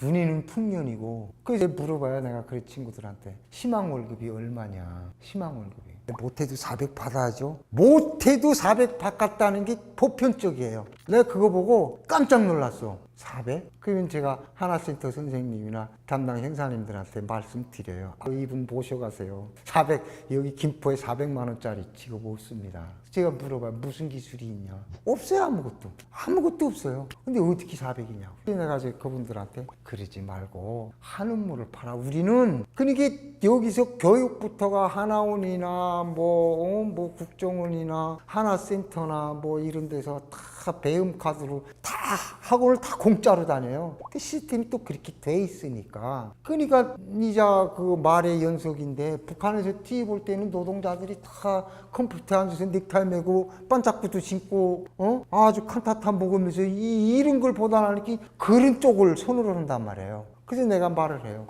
야 여기 사람들은 뱃속에서부터 컴퓨터 배운 사람들이야. 근데 너 이제 40이 돼가지고 타자 100도 못 치면서 그걸 배워서 한다? 해라. 네가 하가 때니까 말리지는 않는데 좀 승산 있는 거를 시험을 봐야지. 너가 이제 그거 엑셀 뭐 그걸 네가 해서 거기 가서 그걸 한다고? 꿈 깨. 차라리 150부터 차근차근 가다 보면 사장이 딱 보고 아 얘는 우리 회사에 꼭 있어야 될 사람이네 해서 30만 원 올려주고 200만 원 올려주고, 때로는 사장이 못하는 출장도 네가 나가서 처리하고 하면 자동적으로 400 올라가는 건데 네가 뭐 무슨 위대한 사람이라고 400? 미쳤구나. 그거 보고 미쳤다고 그래. 그래서 여기서 적응할 것 같으면 착실히 해. 착실히. 그렇게 허용했더면 100% 후회한다. 그러면 세금으로 다 이렇게 해준 우리 국민들은 또 얼마나 탈북자들 손가락질하가. 너 하나만이 아니야. 좀 그랬으면 좋겠다. 그래서 네가 컴퓨터에 뭐 천재가 돼서 학원 진짜 열심히 다니고 해서 말리지 않아. 근데 그게 과연 너가 승부가 되겠냐고. 너 지금 평등 따지는데 북한 사람이나 탈북자나 한국에서 난 사람이나 뭐가 달라? 똑같지 이러는데 아니야, 안 똑같아. 나는 그렇게 생각해. 안 똑같아 절대. 뭐 눈구멍 2개, 콧구멍 2개, 귓구멍 2개. 그거는 똑같겠지. 그러나 재질이 다르다고. 그 어떻게 재질이 다른데 어떻게 똑같냐? 우리가 인정할 건 해야지. 그거 인정 못하면 여기서 절대 적응 못한다 너. 우리 정부에서는 해줄 거 다 해줬어. 집 주고, 직업훈련 다 시켜주고, 50만 원 4대 보험에서 적응하면 행복적금 들어가게 4년 동안 다 먹던 만 그렇게 다 해줬어. 근데 그거 말고 또 해달라? 그건 말이 안 되는 거지. 우리가 그런 말이 있잖아요. 기회는 평등하고 과정은 뭐 어쩌고 뭐 결과는 뭐 정의롭다고. 세상에 이런 말장난이 어디가 있냐. 우리 탈북자들한테 보면요. 근데 우리 탈북자들이 그거를 인식을 하고 거기 적응하면 되는데 기회는 똑같아. 기회가 어떻게 똑같아요, 기회는. 근데 준비된 사람한테 기회가 똑같은 거지 준비도 안 됐는데 어떻게 기회를 줍니까? 안 그래요? 저는 그렇게 생각을 합니다. 나가 지금 컴플에서 한 10년 넘게 일을 했죠. 아직도 멀었어요, 여기 사람들한테. 어림도 없어요. 그걸 나는 매 순간 느낍니다. 매 순간. 야, 아직 멀었구나. 아직 멀었구나. 우리 무슨 탈북자들도 TV나 이런 거에 나와서 특히 제가 제 유튜브에서도 탈북자의 날에서 말을 했지만 무슨 자유인이다. 나는 그래서 우리가 인정할 건 하자. 우리가 준비됐을 때 기회가 공정해지고 결과가 정의로운 거지. 우리가 준비가 안 됐는데 무슨 결과가 어떻게 속상하더라고요. 그게. 그래서 또 저한테 이제 그 하나센터나 김포경찰서에서 이제 많이 그렇게 오는데 그렇게 돼서 적응 못하는 사람들은 나를 나쁜 사람으로 말을 하죠. 나를. 그때가 제가 속상합니다. 우리 북한에 이런 말이 있어요. 남이 죽거나 말거나 참견하지 마라. 이게 우리 쿤님의 명언이거든요. 북한에는 지금은 가스라이터를 많이 쓰지만 그전에는 휘발유라이터를 많이 썼어요. 탁 제끼면 불이 쳐 이런 신상라이터 이런 걸 많이 썼는데 친구가 이제 새 옷을 입고 나왔는데 라이터를 주머니에다 였는데 그 라이터가 벗겨지면서 안에서 불이 났어요. 휘발유 라이터가. 내가 있다가 야, 너 바지 불 붙어 하고 대줬어요. 이렇게 가물렁 껐어 불을. 근데 보니까 바지가 이렇게 구멍이 뚫렸어요. 그러니까 그 친구가 하는 말이 고맙다는 소리를 하는 게 아니라 좀 빨리 대주지 바지 다 타졌잖아 이 새끼야 이러는 거예요. 그 말을 우리 누님이 해주면서 참견하지 마라. 근데 한국에 와서 보니까 그게 그렇지 않더라고요. 내가 탈북에서 가져왔을 때나 그 사람 왔을 때나 똑같거든요. 나도 여기서 진짜 갈팡질팡했거든요. 내가 이제 그래서 그 조용필 선생의 그 꿈이라는 그런 노래를 좋아해요. 그게 그렇게 나오거든요. 충청도인지 전라도인지 해서 이제 꿈을 찾아서 서울에 왔는데 어디가 늪인지 어디가 숲인지 누가 대주지를 않는 거예요. 가사가 그렇게 나와요. 우리 탈북자들이 똑같거든요. 한국에 와서 국정원이나 하나원에서 잘 봤다, 수고했다, 정말 잘 왔습니다 이런 것만 대주지 좋다는 것만 이렇게 환상에가 잔뜩 물젖어가지고 나도 그랬거든요. 한국에 오면은 다 또 한국 분들이 교회에 가나 어디에 성당에 가나 어디에 가나 북에서 왔다고 하면 잘 왔다고 밥 한 그릇 사주갔다는 사람 있지 너 왜 왔어 이런 사람 한 명도 없거든요. 그 차원하고 이 차원은 다른 거잖아요. 북한 사람들이 그런데 이제 젖은 거야. 나는 이런 사람이다. 그러니까 너네가 나를 해줘. 그런 게 어디가 있어. 현실은 너무나 냉혹한 건데. 그래서 내가 이제 그분들한테 너는 젊었고 이러니까 그렇게 가면 안 돼. 너가 뭘 제일 잘할 수 있는 건지 여기서 적성에 맞게 일이라는데 그것도 아니더라. 내가 보니까. 내가 여기서 취업을 못 빼면은 나는 죽는다고 하면 그거 다 전문가가 되고 그러더라. 그러니까 그거 하나에서 꾸준히 가다 보면 사장이 얘는 꼭 우리 회사에 있어야 되겠다 해서 50만 원 올려주고 250 주고 300 주고 400 주고 이러다가 더 믿음이 가면 너 이제 내 밑에 없어도 돼. 너 나가서 따로 장사해. 하면서 그 사장이 가게 차려서 한국 사람들은 그런 사람들이야. 물론 다 그렇지는 않겠지. 너가 노력을 해야지. 근데 처음부터 400? 400이 어디 뒷집아 이름인 줄 알아? 나 한번 400 한번 풀어봐라. 근데 그렇게 해서 안 되는 사람들은 새끼 건방졌더만 이렇게 말을 해요. 이제는 안 한다고. 안 한다고 나는. 그렇습니다. 제가 오늘 이 채널에 나와서 살아온 거에 대해서 말을 하는 거예요. 그래서 이건 내 생각이니까 뭐 혹시 또 구독자분들이 엄청 다방면적이잖아요. 이 영상이 나가면은 저도 이제 댓글을 많이 읽어보겠습니다. 내 생각이 잘못된 건지 또 이제 조절을 해야죠. 조정을 해가지고 맞춰가고 이래야 되겠죠. 저는 뭐 김포에서 지금 살고 있고요. 이제 한 14년 됐는데 저는 컴프레셔 사업을 하고 여기 와서 뭐 나름 뭐 성공했다는 그런 말도 듣고요. 또 친구들한테도 나보다 잘 나가는 친구들도 많지만 그런데 저는 그 사업을 하면서 뭐 김용철 컴프레셔라는 그 유튜브 채널을 하나 운영을 합니다.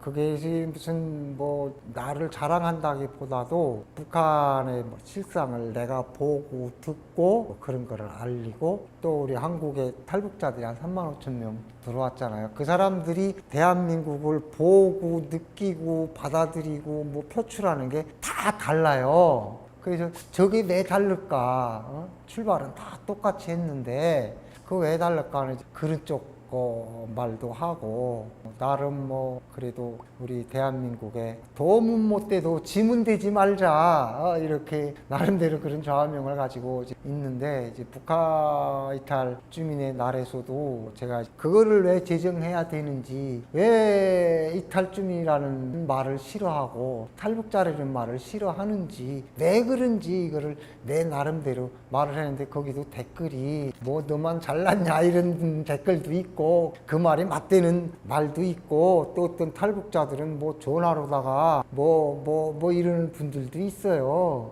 그래서 제가 이제 그 채널에서 뭐 누구의 평가를 받는다기보다도 우리 구독자들한테 한번 평가를 받아보자. 뭐가 잘 되고 뭐가 잘못된 건지 우리 항상 정치하는 사람들이나 뭐 방송이나 다 국민 눈높이 하는데 과연 우리 구독자님들 배 어디른 건지 한번 해보자.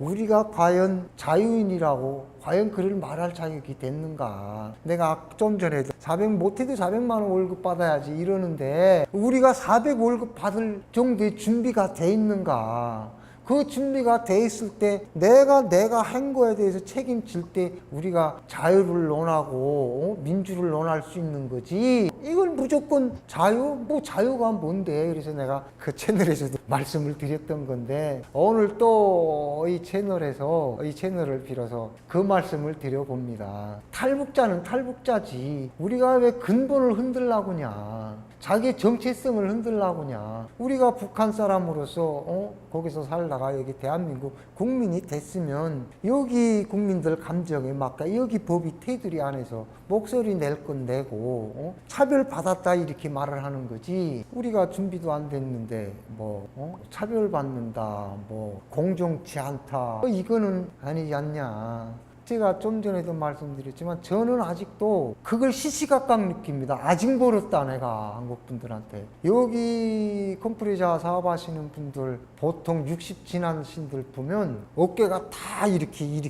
다 기울어졌어요. 그래서 딱 나는 이제 하도 봐서 얼굴 보면 저 사람은 왼손잡이 오른손잡이 다 합니다. 왼손잡이는 왼쪽으로 얼마나 이걸 팔을 쓰고 했으면 어깨가 이렇게 한 사람들도 400오고 500 벌기가 힘든데 그래서 그런 사장님들 밑에 가서 좀 한번 일을 해봐라.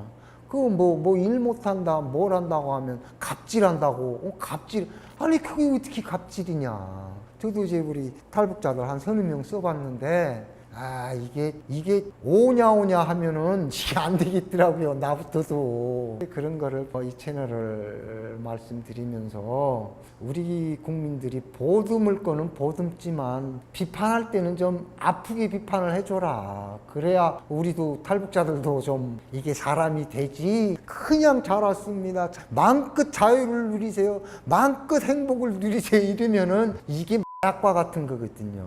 그래서 내가 오늘 우리 이 사이다 채널에 나와가지고 부탁드리는 거는 욕은 하되 비판은 신랄하게 하되 비난은 하지 말고 좀 아프게 욕을 좀 해라 우리 탈북자들을.